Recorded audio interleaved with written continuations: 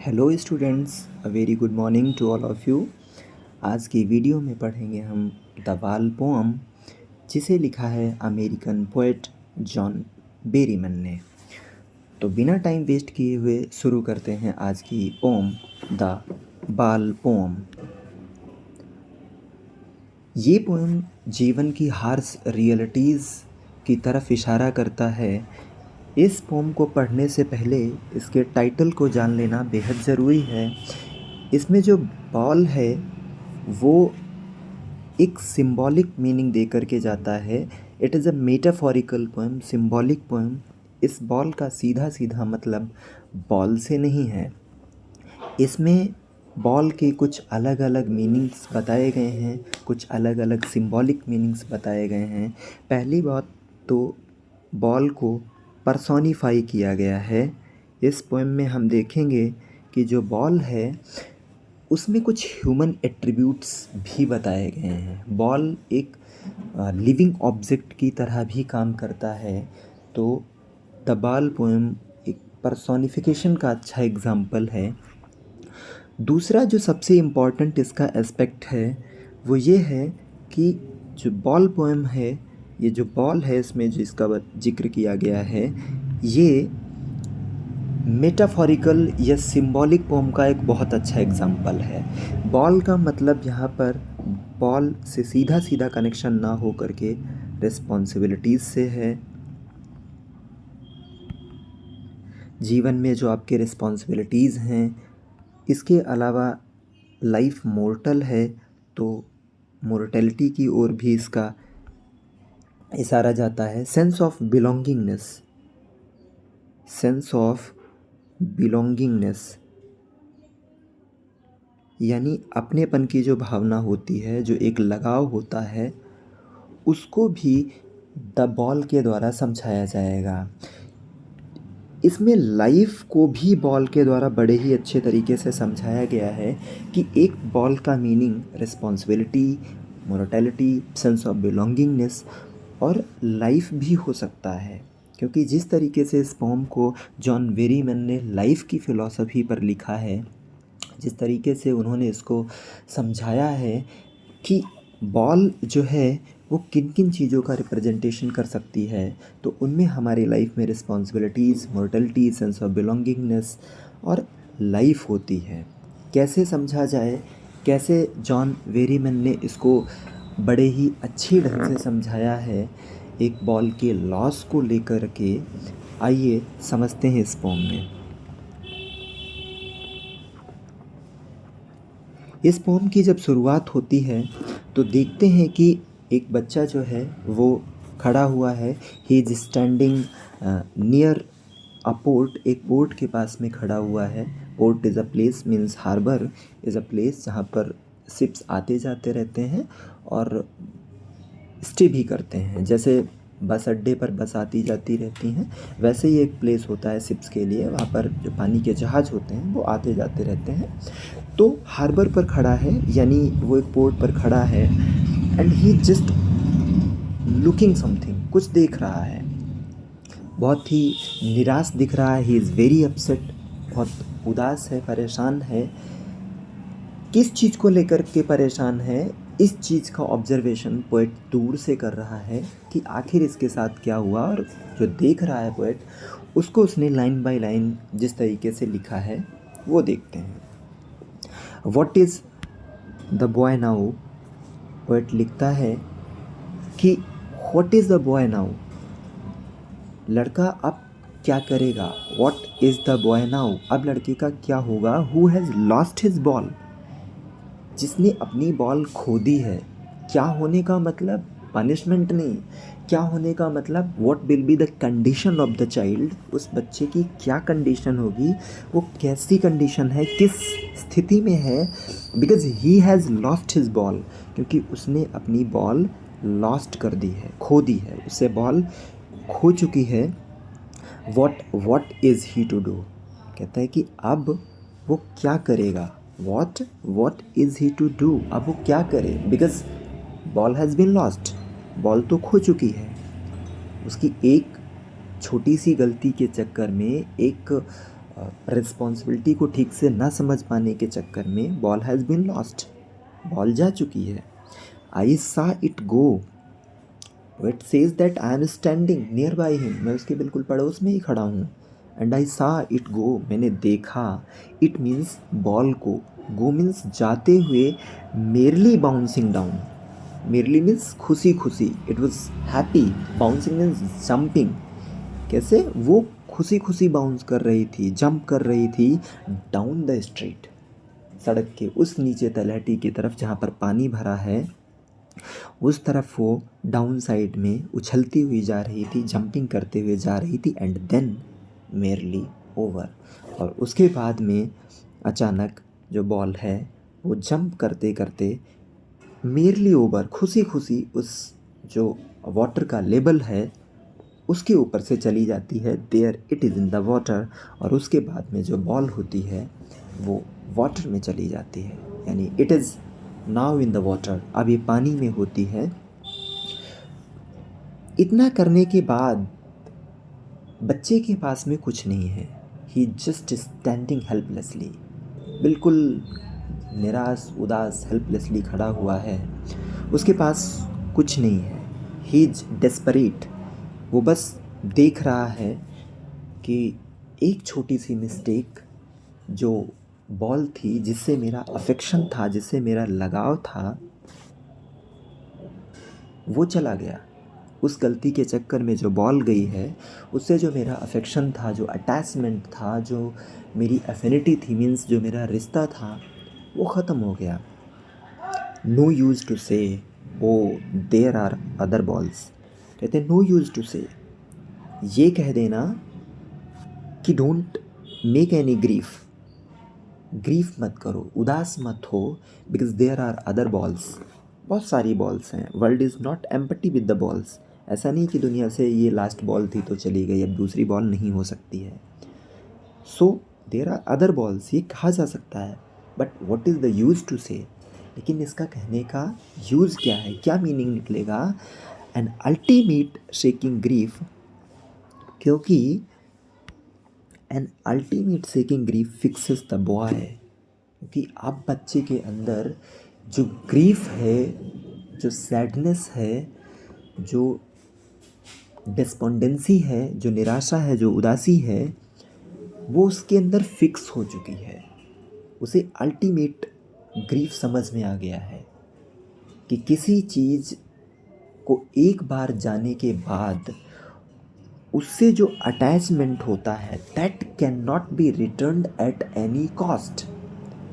Poet बहुत अच्छे से समझाने की कोशिश करता है कि देर आर अदर बॉल्स, बहुत सारी बॉल्स हैं, but what about the relation, what about the bond, what about the affinity, what about the attachment, उसका क्या होगा जो उस बॉल के साथ में उसका अटैचमेंट था।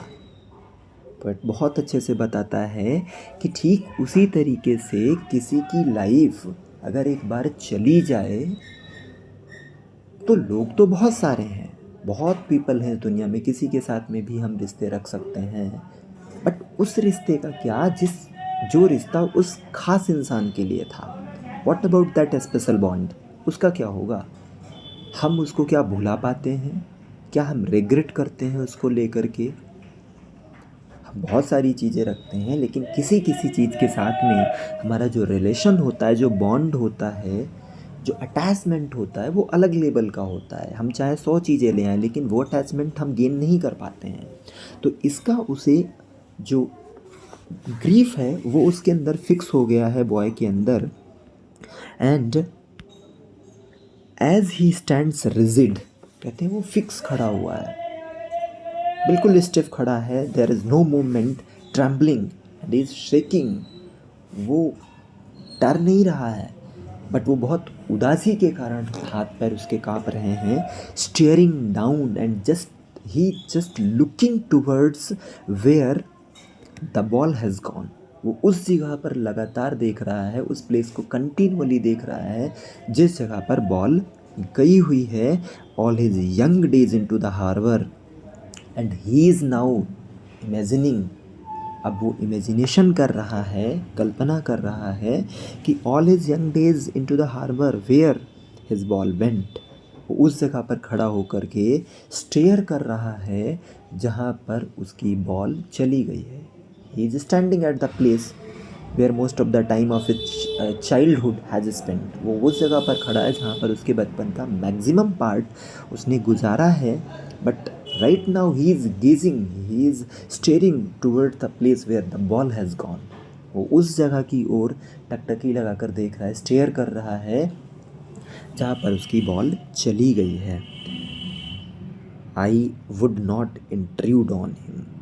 जॉन बेरीमैन बहुत अच्छे से कहते हैं कि ये जो ग्रीफ है उसके अंदर, जो ये निराशा है, जो उसके अंदर ये इमोशंस हैं, जो फीलिंग्स आ रही हैं, इन इमोशंस के बीच में मैं इंट्रूडर बनना नहीं चाहता। मैं उसकी ये जो इमेजिनेशन है, जो ये फीलिंग्स हैं, इनको किसी तरीके से ब्रेक नहीं करना चाहता। I don't want to intrude on him. मैं उसकी इस कंडीशन में किसी भी तरीके से घुसना नहीं चाहता, एंट्री नहीं करना चाहता हूँ अ डाइम।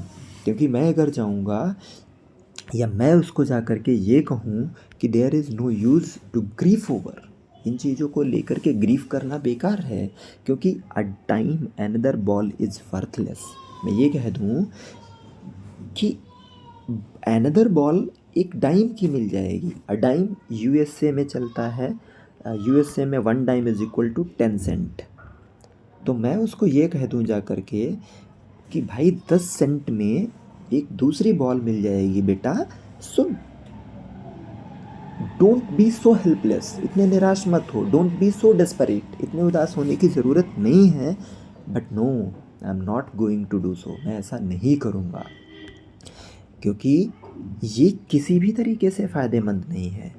बच्चे के अंदर एक सेंस जाग रहा है, एक रिस्पॉन्सिबिलिटी का सेंस जाग रहा है। बच्चा एक नॉलेज सीख रहा है कि everything is mortal in this world, हर एक चीज़ मॉर्टल है। द मैन, जो आदमी अभी है वो कल नहीं होगा, इसका नॉलेज होना बहुत ज़रूरी है। बच्चे के अंदर रिस्पॉन्सिबिलिटी भी आ रही है कि मेरी एक गलती के कारण वो बॉल चली गई, मैंने छोड़ दिया, वो चली गई, तो रिस्पॉन्सिबिलिटी की भावना आ रही है, सेंस ऑफ बिलोंगिंगनेस की भी भावना उसके अंदर आ रही है कि जो चीज़ हमसे चली जाती है उससे हमारी जो एफिनिटी होती है, जो बॉन्ड होता है, जो कनेक्शन होता है, वो कितना इम्पॉर्टेंट होता है। मटेरियल इम्पॉर्टेंट नहीं है, बॉल गई वो इम्पॉर्टेंट नहीं है, but the bond with the ball, ball के साथ जो बॉन्ड था, the connection with the ball, वो इम्पॉर्टेंट है। और बॉल को मैंने पहले ही बताया कि बॉल एक मेटाफोरिकली सिंबल के रूप में यूज की गई है। ये सिंबॉलिक है बॉल, जिसमें बॉल को लाइफ के रूप में, रिस्पॉन्सिबिलिटी के रूप में, मोर्टलिटी के रूप में, सेंस ऑफ बिलोंगिंगनेस के रूप में भी यूज किया जाएगा। पूरी पोम में इमेजरी है, इमेजिनेशन का बहुत अच्छा यूज किया गया है।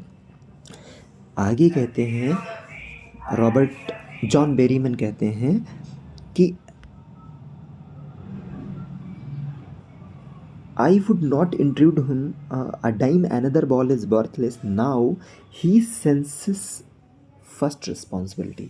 कहते कि अब चूँकि वो खड़ा हुआ है, उसे समझ में आ रहा है, अब उसको अपनी जीवन की पहली रिस्पॉन्सिबिलिटी समझ में आ रही है कि उसके लाइफ में रिस्पॉन्सिबिलिटी कितनी इम्पॉर्टेंट है। अगर वो अपनी रिस्पॉन्सिबिलिटी नहीं समझेगा तो बॉल या लाइफ या कोई और चीज़ ऐसे ही लॉस्ट होती रहेंगी।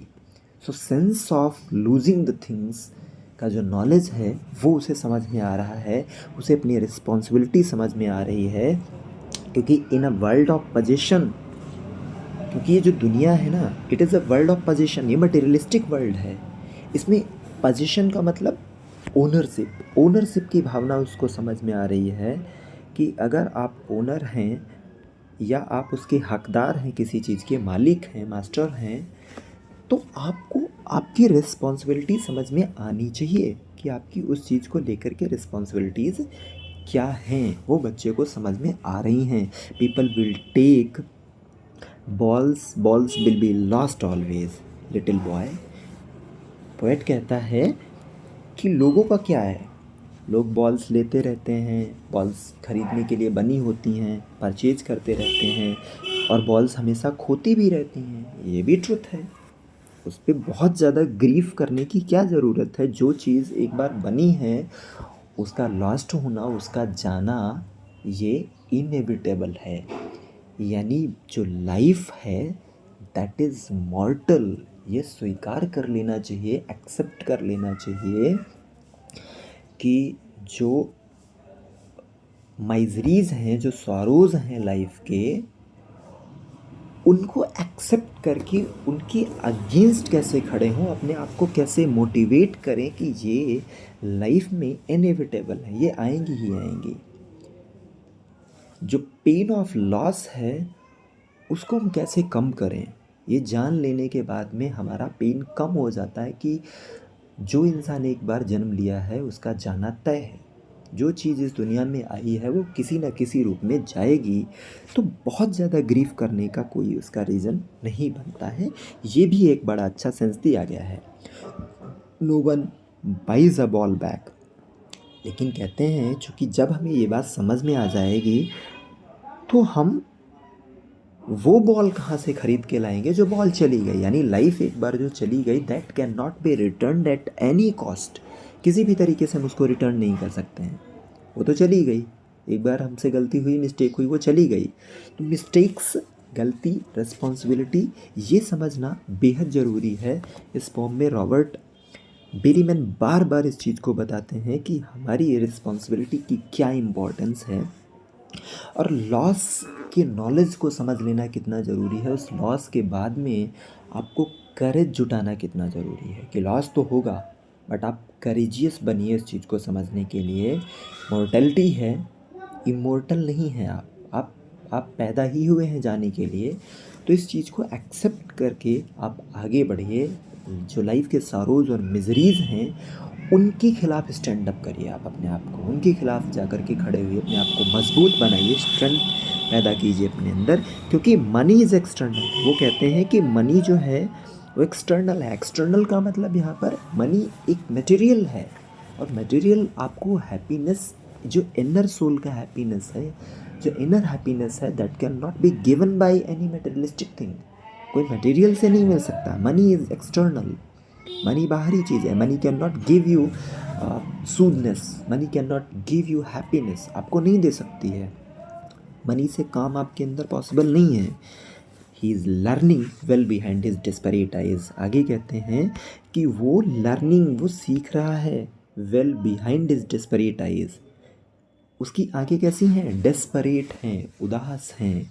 उन आँखों से वो सीख रहा है। What is learning? क्या सीख रहा है? The epistemology of loss. Episteme एक ग्रीक वर्ड है जिसका मतलब नॉलेज होता है। कहते हैं लॉस का जो नॉलेज है, ज्ञान किस चीज़ का? लॉस का। कि चीज़ जो है वो खोने के बाद में कैसा फील होता है, उसके साथ जो इमोशंस हैं, हमारी जो फीलिंग्स हैं, जो बॉन्ड हैं, उनके बारे में जब आदमी याद करता है तो ज्ञान प्राप्त कर रहा है, नॉलेज मिल रहा है कि लॉस का क्या इम्पोर्टेंस होता है। How to stand up knowing what every man must one day know. कहते हैं अब वो स्टैंड अप खड़ा हुआ है। नोइंग मीन्स जान रहा है, what every man must know one day, क्योंकि आदमी को एक ना एक दिन ये चीज़ सीखनी ही पड़ेगी, जानना ही होगा। आज नहीं कल जान जाएंगे, but every man has to face it. हर आदमी को ये फेस करना ही करना है। तो वो बच्चा अभी से ये सेंस ले रहा है, अभी से उसको ये नॉलेज मिल गई है। एपिस्टेमोलॉजी ऑफ लॉस, यानी लॉस की क्या इम्पोर्टेंस है, उसका ज्ञान उसे मिल गया है, जो लोगों को बहुत समय बाद मिलता है।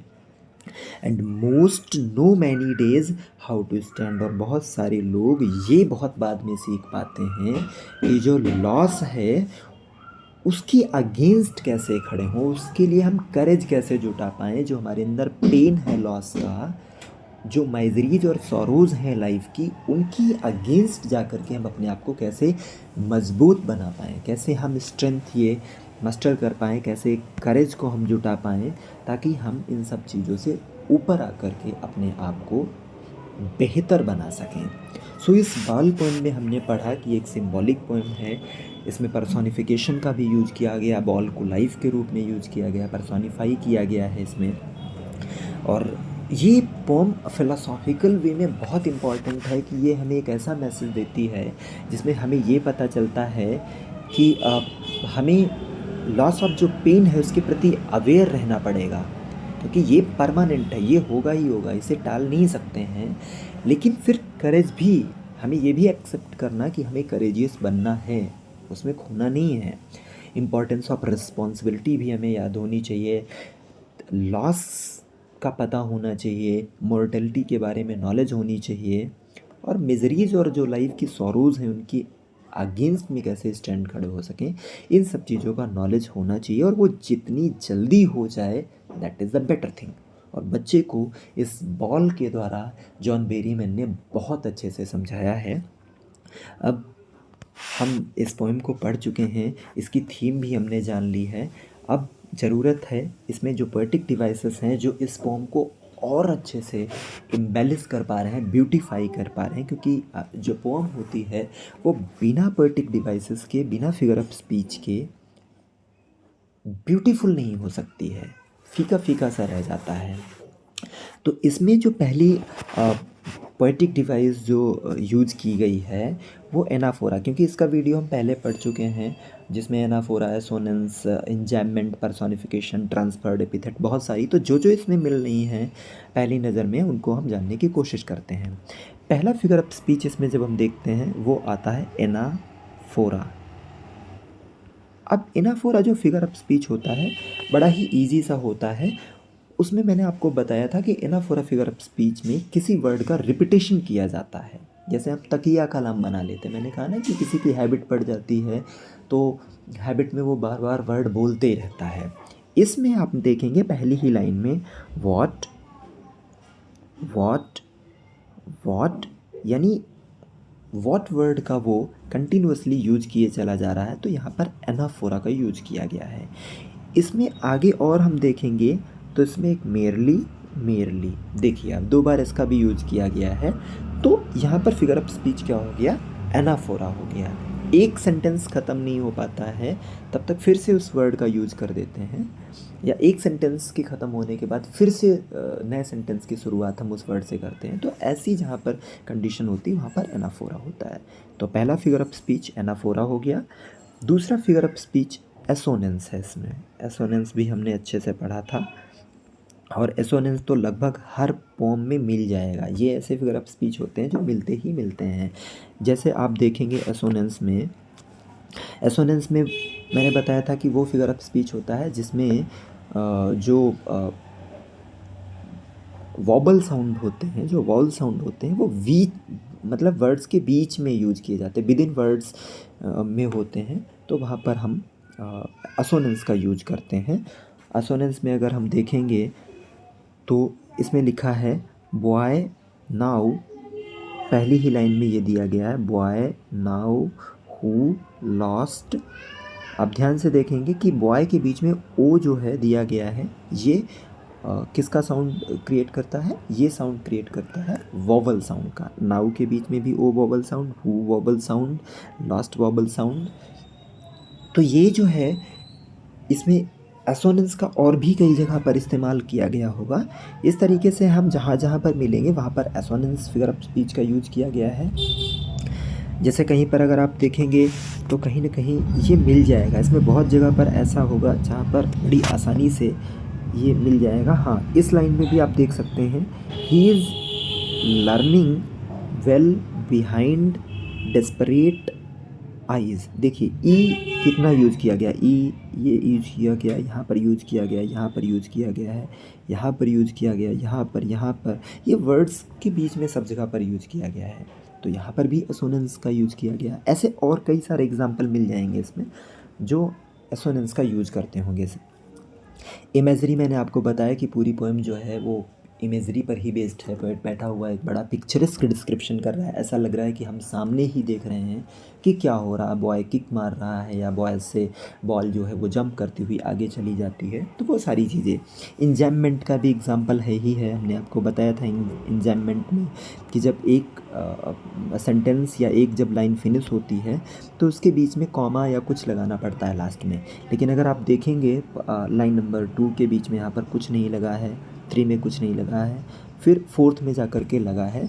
तो एक अगर लाइन में पंक्ति में अगर कुछ ऐसा नहीं लगा होता है, कॉमा है, फुल स्टॉप है, क्वेश्चन मार्क है, या एपोस्ट्रॉफी है, या कुछ ऐसी चीज़ें जो कंजंक्शन का यूज़ कराती हैं वो नहीं है, तो इसका मतलब इंजैममेंट का यूज़ किया गया है। तो ये कौन सा फिगर ऑफ स्पीच बताया आपको?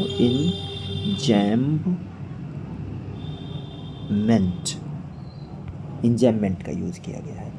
अगला देख लेते हैं, एलिट्रेशन का यूज़ किया गया है। एलिट्रेशन क्या होता है?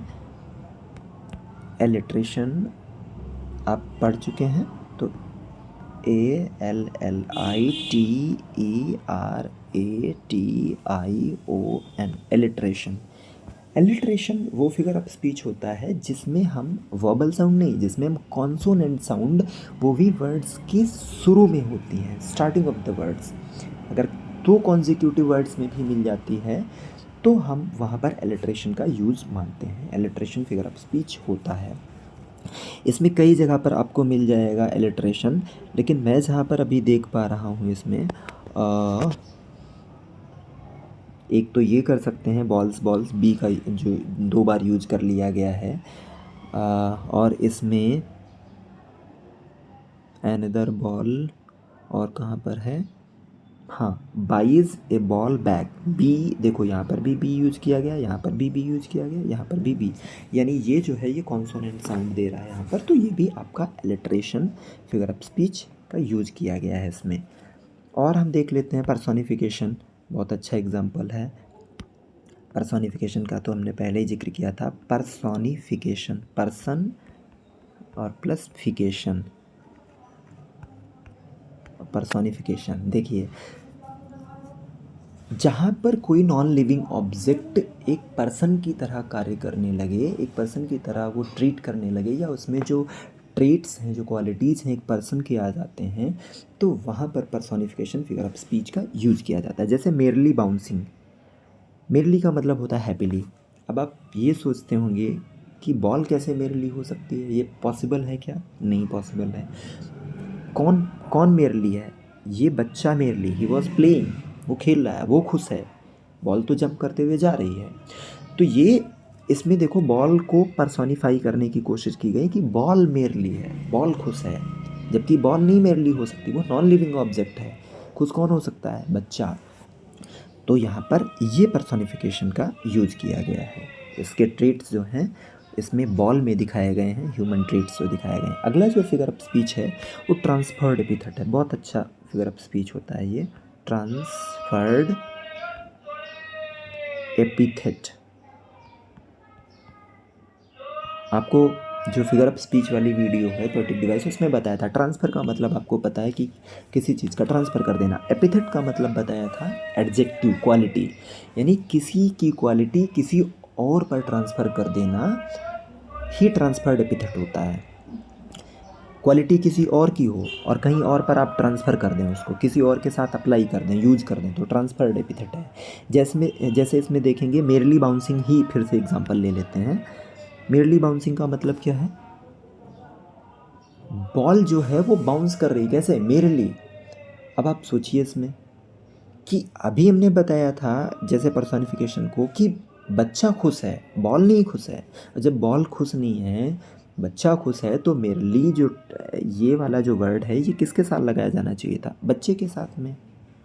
जो चाइल्ड है वो खुश है, तो ये जो एपिथेट है, जो क्वालिटी है, ये बच्चे के साथ लगनी चाहिए थी ना कि बॉल के साथ।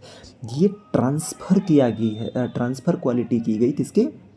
बॉल के साथ में, इसलिए यहाँ पर ये ट्रांसफर्ड एपिथेट हो गया है। कहीं पर और भी ट्रांसफर्ड एपिथेट हो सकता है, इसमें एक जगह कहीं पर और भी था, कहीं पर दिया गया है ट्रांसफर्ड एपिथेट का और एग्जाम्पल। चलो और आगे देख लेते हैं। रिपीटेशन, रिपीटेशन तो इसमें कई जगह पर किया गया है रिपीटेशन, और रिपीटेशन का मतलब ही ये है कि कोई वर्ड अगर रिपीट हो रहा है तो वो रिपीटेशन होता है। जैसे इसमें बॉल का कई बार यूज किया गया, वॉट का कई बार यूज किया गया, मेरली का कई बार यूज किया गया है। तो इन वर्ड्स का जो रिपीटेशन है वो बार बार किया गया है, इसलिए इसमें रिपीटेशन फिगर ऑफ स्पीच या पोएटिक डिवाइसेस भी है। एपोस्ट्रॉफी भी यूज की गई है इसमें, apostrophe figure of speech. Apostrophe का एग्जांपल ये है कि हम किसी डायरेक्ट या एब्सेंट जो चीज़ होती है, जो उस समय होती नहीं प्रेजेंट में, उसकी तरफ हम डायरेक्ट इशारा करते हैं या उसकी हम डायरेक्ट बात करते हैं। जैसे देखो, oh there are other balls, इसमें जो बॉल्स की बात की गई है वो प्रेजेंट नहीं है उस समय, लेकिन हम उसकी बात कर रहे हैं, उनकी तरफ हम डायरेक्ट इशारा कर रहे हैं, एल्यूड कर रहे हैं, इशारा कर रहे हैं कि दूसरी बॉल्स भी हैं। तो ऐसी कंडीशन जब आती है, ऐसी सिचुएशन में एपोस्ट्रॉफी फिगर ऑफ स्पीच का यूज किया जाता है। इसके साथ साथ एपोस्ट्रॉफी लगा भी होता है, जैसे ऊपर की ही लाइन में हम देखेंगे, there it is in the water, ये एपोस्ट्रॉफी लगा हुआ है। तो यहाँ पर एपोस्ट्रॉफी फिगर ऑफ स्पीच का भी यूज किया गया है। आज की पोएम में हमने फिगर ऑफ स्पीच यानी पोएटिक डिवाइसेस और इसकी थीम, इसका जो जो इम्पोर्टेंट पार्ट हो सकता था वो डिस्कस किया। ये पोएम सच में बहुत इम्पॉर्टेंट है, न केवल लाइफ की इश्यूज़ के रिगार्डिंग में, बल्कि इससे बहुत सारे क्वेश्चंस बनते हैं जो बोर्ड एग्ज़ाम में पूछे जाते हैं। तो इस पोएम को सीरियसली पढ़ा जाना बहुत ज़रूरी है, ताकि ये हमें फ़िलोसॉफिकल नॉलेज के साथ साथ में हमें एग्ज़ाम में भी बहुत बेनिफिशियल रहेगी। उम्मीद करते हैं आपको ये पोएम पूरी समझ में आ गई होगी। तो आज की वीडियो में बस इतना ही, मिलते हैं हम नेक्स्ट वीडियो में, तब तक के लिए बाय बाय।